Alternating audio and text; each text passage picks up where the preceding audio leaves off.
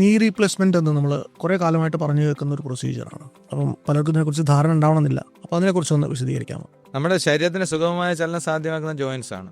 ജോയിൻസിന്റെ ഉപരിതലം ഒരു കാർട്ടിലേജ് എന്ന് പറയുന്ന കട്ടിയുള്ള മിനുസമുള്ള ഒരു പ്രതലം കൊണ്ട് കവർ ചെയ്തിരിക്കുകയാണ്. അതുകൊണ്ടാണ് സ്മൂത്തായിട്ട് ജോയിൻസ് വർക്ക് ചെയ്യുന്നത്.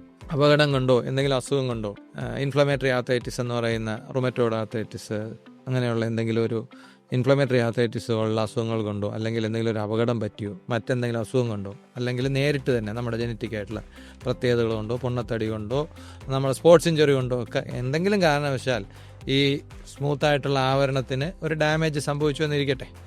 അപ്പോൾ ആദ്യം ചെറിയ തോതിലുള്ളൊരു ഡാമേജ്, അത് വലുതായി വന്ന് നല്ലൊരു ഭാഗം കാർട്ടിലേജ് നഷ്ടപ്പെടുകയും എല്ലും തമ്മിൽ ഉരഞ്ഞു തുടങ്ങുകയും ചെയ്യുമ്പോഴത്തേക്കും നമുക്ക് ജോയിൻറ്റിൽ വേദന അനുഭവപ്പെടും.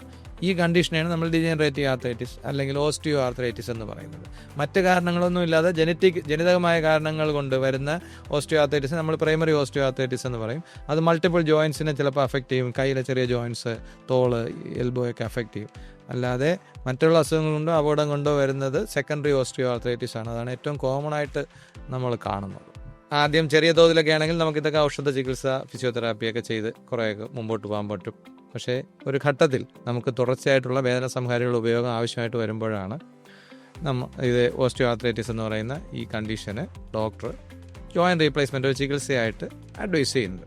ജോയിൻറ്റ് റീപ്ലേസ് കൊണ്ട് നമ്മൾ ചിലർക്കുള്ള ഒരു തെറ്റായ കൺസെപ്റ്റ് എന്ന് പറയുന്നത് നമ്മൾ മുട്ട് മൊത്തമായിട്ട് എടുത്ത് മാറ്റി പുതിയ തികച്ചും കൃത്യമായ ഒരു അവയവം പിടിപ്പിക്കുന്ന ഒരു സർജറിയാണ് എന്ന് ആണ് ചിലർക്ക് എങ്കിലും ഒരു ധാരണയുണ്ട്. പക്ഷെ അങ്ങനെയല്ല.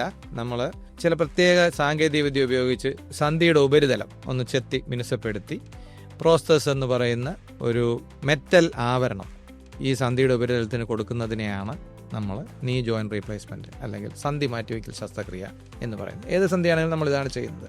നമ്മൾ സന്ധി മൊത്തമായിട്ടൊന്നും മാറ്റുന്നില്ല. കൂടുതൽ സയൻറ്റിഫിക് ആയിട്ട് നീ റീപ്ലേസ്മെൻ്റ് എന്നല്ല പറയുന്നത്, നീ ആർത്രോപ്ലാസ്റ്റി എന്നാണ് പറയുന്നത്. അതായത് നമ്മൾ we are not replacing the joint, we are just altering the nature of the joint. അതാണ് നീ ആർത്രോപ്ലാസ്റ്റി എന്നുകൊണ്ട് ഉദ്ദേശിക്കുന്നത്.